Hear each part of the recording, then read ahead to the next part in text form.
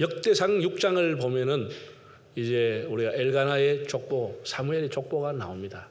거기에 보면 누구의 아들, 누구의 손자, 누구의 현손이요, 1장에 나온 내용이 거의 그대로 나옵니다. 그래서 그 족보를 찾아 추적해 올라가면은 사무엘은 레위 지파의 사람이고 레위의 20대 손임을 알게 됩니다. 엘가나는 19대 손, 그리고 사무엘은 레위의 20대 손입니다. 그럼 왜 레위 지파의 출신인 사무엘이 에브라임 사람이 되고 에브라임과 살게 됐느냐, 그런 얘기입니다. 하나님께서 여호수아에게 팔레스타인 땅을 분배하기 전에, 제비 뽑아주기 전에 레위 지파는 주지 말라고 했습니다. 그리고 12지파 속에 들어가 섞여 살면서 하나님을 섬긴 일, 율법을 가르친 일, 하나님의 일을 전적으로 하기 위해서 세상에 땅을 주지 않았습니다. 농사지는 땅 분배하지 않았습니다. 그리고 이스라엘 사람들이 피해서 도망갈 수 있는 도피성 6개와 그리고 그들이 점령했던 42개의 성, 48개의 성에 골고루 들어가 살도록 하나님이 레위 지파를 흩어버렸습니다. 그래서 레위 지파에 속했지만은 엘가나의 집안 그핫 자손들이 에브라임 지파 속에 들어가 그 경내에 살게 된 것입니다. 에브라임 지파들 속에서 하나님의 일을 전적으로 엘가나의 가문이 하고 있었습니다. 거기서 제사장 역할을 하고 있었습니다. 제사장 가문에서 사무엘이 이제 출생을 하게 되죠. 이제 문제는 이제 2절에 나오는데 2절 한번 보실까요? 2절. 그에게 엘가나라고 하는 사람에게 두 아내가 있었으니 한 사람의 이름은 한나요, 한 사람의 이름은 브릿나라. 브릿나에게는 자식이 있고 한나에게는 자식이 없었더라. 우리가 여기에서 참 사람들이 오해하기 쉬운 게, 브릿나를 사람들이 설교할 때마다 첩이라고 하는데 첩이 아닙니다. 첩과 아내는 완전히 이 질서가 다릅니다. 그에게 두 아내가 있었, 정식으로 브릿나도 그의 아내입니다. 아내가 있었다는 거예요. 아브라함이 데리고 있었던 아이를, 이스마엘을 낳았던 하갈은 그는 여종이었고 그것은 사라가 첩으로 줬습니다. 정식 부인이 아니죠. 정식 부인이었다고 하면 문제가 달라집니다. 그는 정식 부인이 아니었죠. 엘가나라고 하는 사람이 제사장의 신분을 갖고 있지만 아내를 정식으로 둘이나 데리고 있었습니다. 상당히 문제가 있지만 어쨌든 그때는 사사시대 즈음, 그때는 느슨하게 일부 다처가 허용이 되던 시대였습니다. 그래서 별 문제 없이 엘가나가 자식이 무자하니까, 아마 한나 이름이 먼저 나오는 걸 보니 한나를 통해서 자식을 얻을 수 없으니까 한번 세장가를 가서 브릿나를 얻었는데 브릿나를 통해서 자식을 얻게 됐다, 그런 이야기입니다. 당시에 불임이라고 하는 것은 이혼 사유가 될 정도였으니 한 여인으로서 한나가 감내하기 매우 어려웠으리라고 봅니다. 엘가나라고 하는 사람은 참 인심은 좋았습니다. 그 한나를 내치지 않았습니다. 이혼 사유가 되지만 버리지 않고 사랑했습니다. 사랑했다고 그랬습니다. 자, 그럼 6절을 한번 읽어볼까요? 6절. 이 가정에 어떤 일이 일어납니까? 여호와께서 그에게 임신하지 못하게 하심으로 그의 적수인 브릿나가 그를 심히 격분하게 하여 괴롭게 하더라. 자, 이 내용을 한번 보세요. 한나의 적수, 라이벌이 브릿나였다. 브릿나는 라이벌, 적수였다. 그래서 한나를 심히 격분하게 해서 괴롭게 하더라. 한나를 왜 격분시키느냐? 그 목적이 뭐냐? 괴롭게 하려고. 괴롭게 하려고. 한나에게 심히 자극을 줍니다. 심히 격분하게 합니다. 그 이유가 뭐냐? 괴롭게 하려고. 이 사람이 이렇게 악한 겁니다. 사람이 자극을 줄 수 있습니다. 책망할 수 있습니다. 그 사람을 일어서게 하기 위해서, 그 사람에게 어떤 동기를 부여하기 위해서, 그 사람에게 자극을 줘가 다시 한번 사명을 일깨우기 위해서 그 사람에게 자극을 줄 수 있습니다.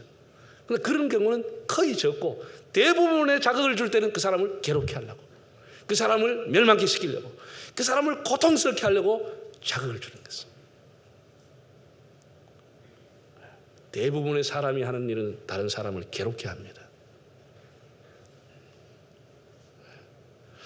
부모가 자식을 나무래고 자극을 줄 때는 좀 정신을 차리라고 하는 것입니다. 일어나라고 하는 것입니다. 그 자식을 범민케 하고 멸망시키려고 책망하는 게 아닙니다.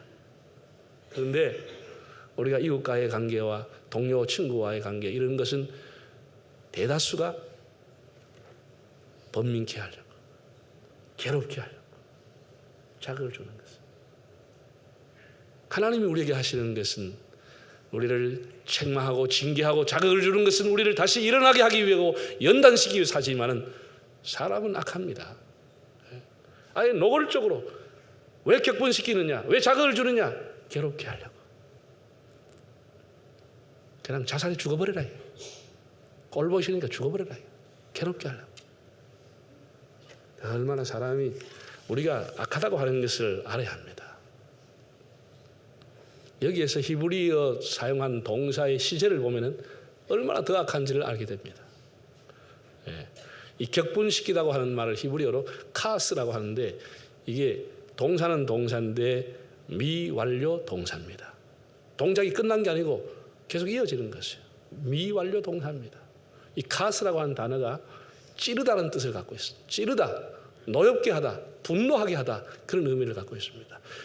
그럼 불린다라고 하는 여자가 한나를 노엽게 하고 그 가슴을 팍팍팍 찔러 제끼는데, 그거는 한 번 찌른 걸로 끝난 것이 아니고 미완료야. 계속해서 찌르는 거야. 자고 일어나 생각나면 또 찔러버리는 거야. 하루 있다가 이틀 있다가 또 괴롭게 하고 또 찔러버리는 것이. 이렇게 미완료 시제 동사가 사용이 됐어. 얼마나 사람이 약한지 몰라. 한 번 찌르고 마는 일례석을 하고 말지 않아요. 계속해서 찌르는, 계속해서 찌르는. 그런 고통을 당하고 있는 한나는 어떻게 되느냐? 한나는 어떻게 되느냐? 성경을 보면은 8절에 울며 슬퍼하고, 10절에 괴로워서, 11절에 고통을, 16절에 원통함을, 한나가 당하는 내용들 보면은 너무너무 기가 막히게 괴로워하고 울고 슬퍼하고 고통하며, 그것도 거의가 다 미완료 시제로 되어 있습니다. 그 고통이 끝나지 않고, 눈물이 끝나지 않고, 눈물이 마르지 않고 계속해서 눈물을 흘리고 계속 슬퍼하는 거예요. 왜? 계속 자극을 주니까, 계속 고통을 주고 가슴을 찢어 놓으니까 계속 괴로워하는 거예요. 한나가 괴로웠죠. 사람이 뭐 이러면 뭐 소망도 없고 그냥 일반적인 사람들은 자살해 보려고 그럽니다. 요즘은 쉽게 자살하려고 그래요. 에이까지 죽어버리면 끝나지 뭐. 이런 생각을 사람들이 하기가 쉬운 거예요. 저는 특별한 경우가 아니라면 모든 사람은 보통 사람이 누리는 평범한 복을 받고 살아야 된다는 생각을 합니다. 평범한 복, 특별한 복도 아니고 보통 복은 받아야 안 되겠느냐. 요즘 우리 한국 사회가 일반적으로 흐르는 보통 복이라고 하는 게 뭡니까? 고등학교나 대학을 졸업하면 취업을 하는 겁니다. 그리고 또 시간이 가면 또 결혼하는 겁니다. 그리고 좀 시간이 가면 짝을 찾았으니까 자식을 놓는 겁니다. 그래 또 한 60 넘으면 손자보는 재롱도 있고 재롱을 보는 재미도 있고, 그래 배우자도 여전히 살아있고, 그 나름 건강하게 살아가는 게, 그게 특별한 복이 아니고 평범한 복이고 보통 복입니다. 다 그럴 수 없지만 우리가 특별한 경우 아니면 소박한 복을, 평범한 복을 받아야 합니다. 한나가 고통을 날마다 겪는 이유가 뭡니까? 이런 평범한 복조차 받지 못했다고 하는 겁니다. 다른 사람이 받는 일반적인 복을 받지 못했다고 하는 것입니다. 남편이 없는 것도 아니고 지위가 없는 것도 아니고 존경 많은 제사장 가문에서 다른 것은 다 괜찮은데 한 가지가 없다고 하는 것이 그 삶을 평범하게 못 만드는 것입니다.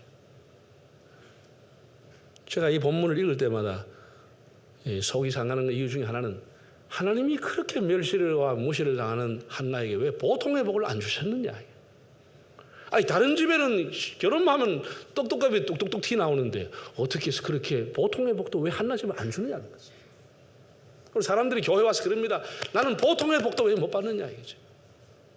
여러분, 육체 장애를 가지고 있다고 하는 사람은 다 멀쩡한데 한두 개가 좀 부족한 거예요. 한두 개 그 보통의 사람과 똑같이 안다고 하는 것 때문에 그 일생도록 인격의 멸시를 당하고 무시를 당하고 살아가는 거예요. 차별받고 살아가는 거예요. 한나가 모든 것을 갖추었지만 한 가지 때문에 멸시를 당하는 것이죠. 보통의 복을 받지 못한 것 때문에. 남들이 다 누리는 이 보통의 복을 왜 하나님께서 태문을 막으시고 허락하지 않았을까요? 왜 하나님께서 하나님 믿는 성도들에게 보통의 복을 주지 않을까요? 하나님 믿지 않은 사람이 주변에서 조롱합니다. 너가 그렇게 수십 년 믿는 하나님이 어디에 있느냐? 너 믿음이 어디에 있느냐? 하나님 어디에 있느냐? 조롱하죠. 시편 42편에서도 저자가 이렇게 말했습니다.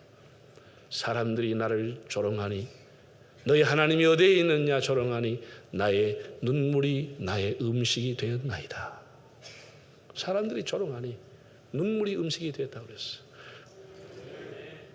사람들이 종일 네가 믿는 하나님이 어디에 있냐고 핍박하니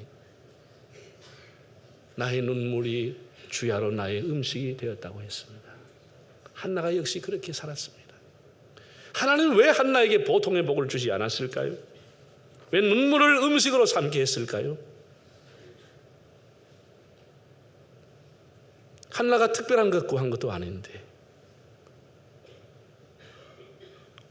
여러분, 예나 지금이나 아이를 낳는 사람이 많겠습니까? 못 낳는 사람이 더 많겠습니까? 아이를 낳는 사람이 훨씬 더 많습니다. 80% 90%는 다 아이를 낳습니다. 많은 사람이 가면 평범한 것입니다. 그런데 왜 하나님은 불임했을까요? 여기 하나님의 비밀이가 하나님의 뜻이 있다라고 하는 것입니다. 왜 우리가 보통 사람이 받는 복을 그조차도 못 받느냐? 그게 하나님의 뜻이 있는 거죠. 하나님께서는 불신자들로부터 주변 사람들로부터 멸시와 천대와 무시를 당하도록 왜 버려두시고 한나에게 소박한 복까지 주지 않았을까요? 그건 하나님께서 한나를 더 값지게 더 귀하게 쓰시려고 하나님이 그를 불인다를 통해서 자극을 하시는 하나님의 섭리가 그에게 있었다고 하는 사실입니다. 하나님의 섭리가 있었습니다. 불인다도 자기도 이유를 모른 채 계속해서 공격하는 거예요. 계속해서 한나를 격분시키는 거예요. 하나님께서 모든 것을 움직이십니다. 더 번민케 지난 성경에 보면 더 고통스럽게 한나가 더 괴롭게. 하나님의 섭리라고 하는 게 뭡니까? 일반적으로 섭리라고 하는 것은 자연계를 지배하는 원리를 말합니다. 자연계를 지배하는 원리, 그걸 섭리라고 하죠. 그러나 우리가 신앙적으로 하나님의 섭리라고 하는 것은 하나님이 세상을 다스리고 통치하시는 의지를 하나님의 섭리라고 합니다. 섭리에는 세 가지가 있습니다. 창조, 보존, 통치, 이 세 가지입니다. 이 세 가지 요소가 섭리의 중요한 요소인데, 하나님의 섭리라고 하는 것은 하나님이 세상을 창조하시고 그냥 방관하시고 사람에게 맡기신 것이 아니고 하나님이 창조한 것을 보존하시고 친히 다스리시고 이끌어 가신다. 그게 창조신앙, 섭리신앙이라고 하는 겁니다.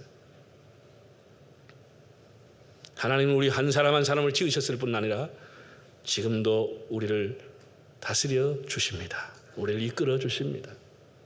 하나님이 한나의 인생을 이끌어 주십니다.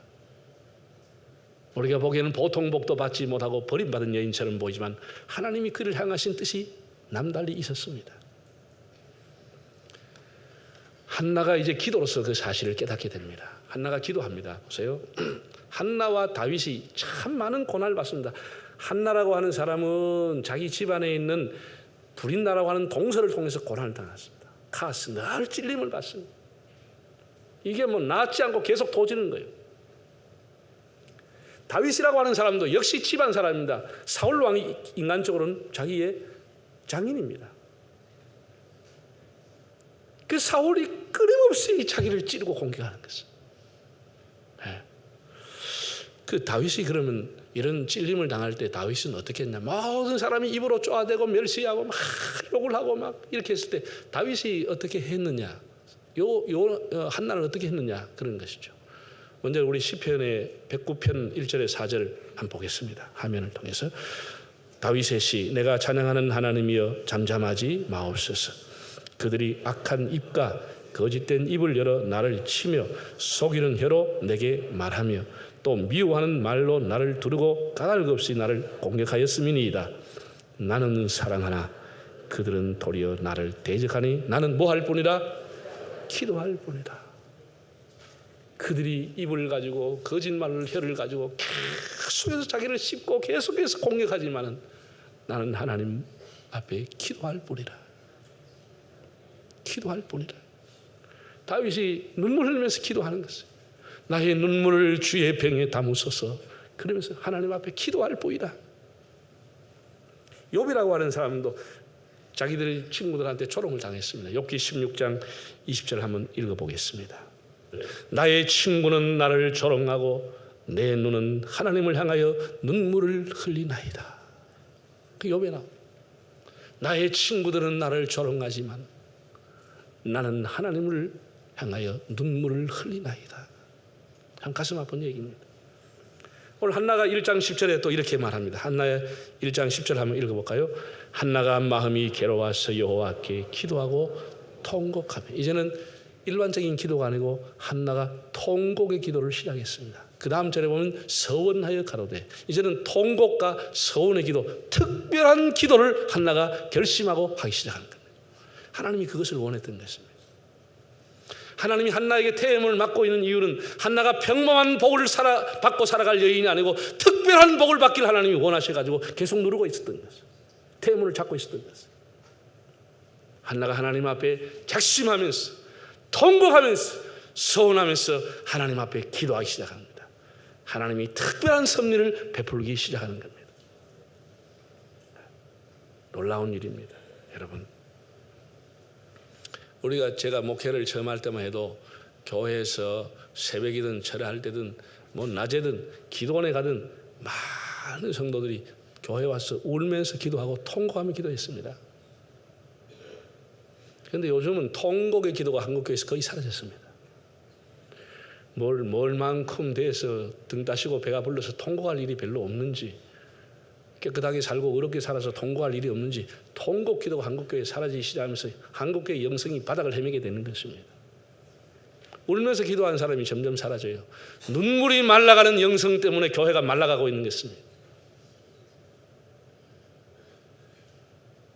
눈물이 없는 찬양과 눈물이 없는 기도가 있기 때문에 포장은 그럴듯하지만 영성은 점점 메말라가고 하나님과의 거리가 점점 멀어지고 있습니다. 한국의 강단과 저와 여러분들이 하나님 앞에 눈물을 회복할 수 있기를 바랍니다. 우리 하나님 앞에 통곡하며 기도하면 하나님께서 불쌍히 보시는 거예요. 하나님이 그 사람을 주목하고 하나님이 그 사람을 관리하기 시작합니다.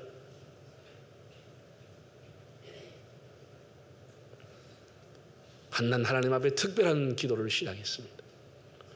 여러분이 금년의 새해에 작년처럼 지내지 마시고 여러분이 기도를 작정하십시오.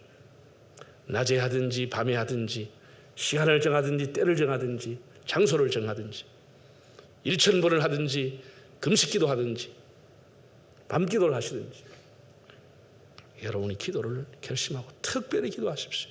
하나님은 특별한 기도를 하는 사람, 그 기도의 광장에서 그를 만나기를 원하시는 겁니다.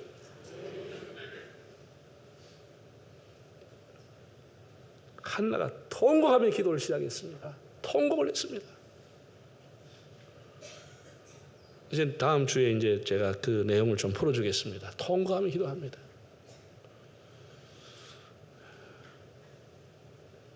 그리고 한나가 통곡을 했는데 그 결과가 어떻게 됐죠?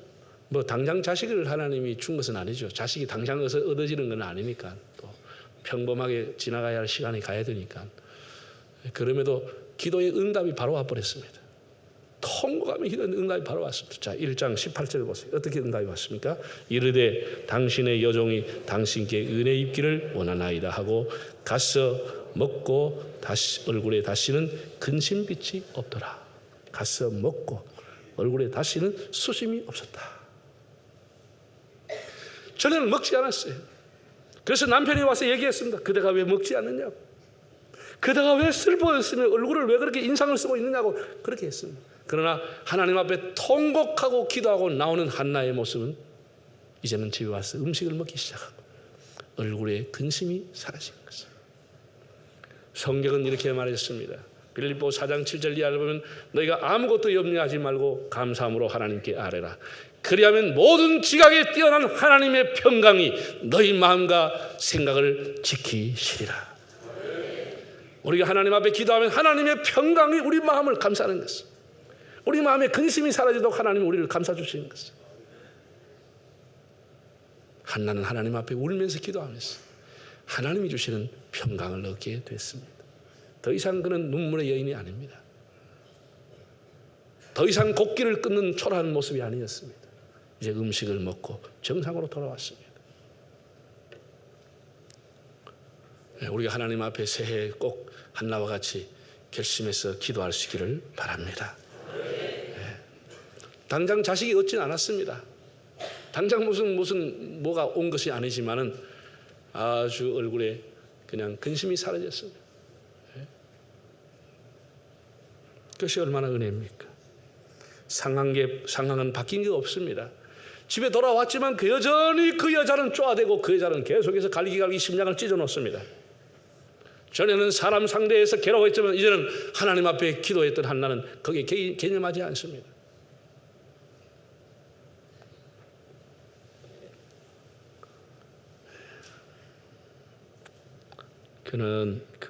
한나는 고통과 고난과 번민을 주셨던 하나님의 섭리를 깨닫게 됩니다. 그래서 특별한 기도, 하나님이 자기에게 요구하는 제물이 특별한 기도를 원한다고 하는 것을 알게 된 것입니다. 그래서 특별히 작정이 하나님 앞에 기도했습니다. 하나님은 그를 위해 특별한 사람을 준비해 놓았습니다. 특별한 씨를 준비해 놓았습니다.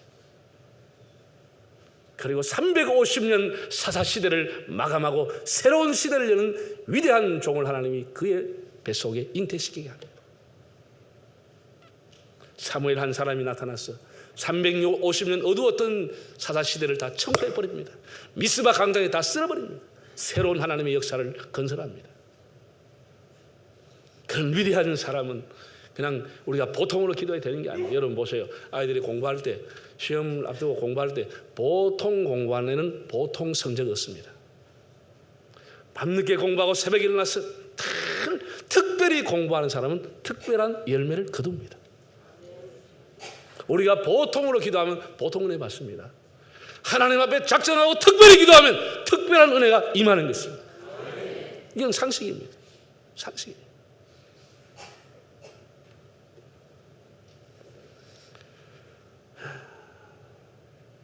하나님께서는 지금도 우리 한 사람 한 사람을 하나님의 뜻 가운데 섭리하고 계십니다. 우리를 방치하지 않으세요. 나는 왜 보통 복도 받지 못했냐 그렇게 절망하지 마십시오. 하나님의 뜻이 뭔가를 여러분이 또 기도하십시오. 이왕이면 울면서 하나님 앞에 기도하십시오.